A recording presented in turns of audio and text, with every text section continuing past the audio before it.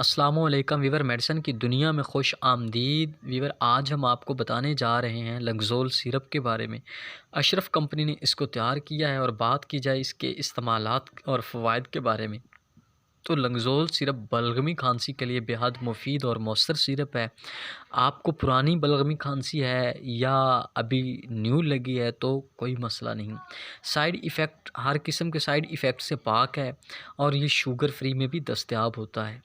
ये एक herbal product है, तो आप इसके इस्तेमाल से बलगमी खांसी से बहुत जल्द निजात पा सकते हैं। तो बलगमी खांसी से निजात के लिए लंगज़ोल सिरप का इस्तेमाल बेहद मुफीद और मौसर है। इसके अलावा वीवर, अगर आपके फेफड़ों में बलगम है, फेफड़ों का मसला है, तो फेफड़ों की सफाई के लिए भी इस सिरप का इस्तेमाल इंतहाई मुफीद, मौसर और बेहतरीन है।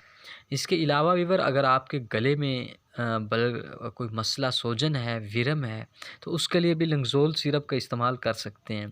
उसके अलावा अगर सांस की नाली में किसी तंगी का मसला है या बलगमी मसाइल हैं, तो उसके लिए भी लंगज़ोल सिरप का इस्तेमाल बेहतरीन और मुफीद है। इसके अलावा बुखार में भी लंगज़ोल सिरप का इस्तेमाल बेहतरीन और मुफीद है। उससे आराम के लिए आप लंगज़ोल सिरप को इस्तेमाल कर सकते हैं।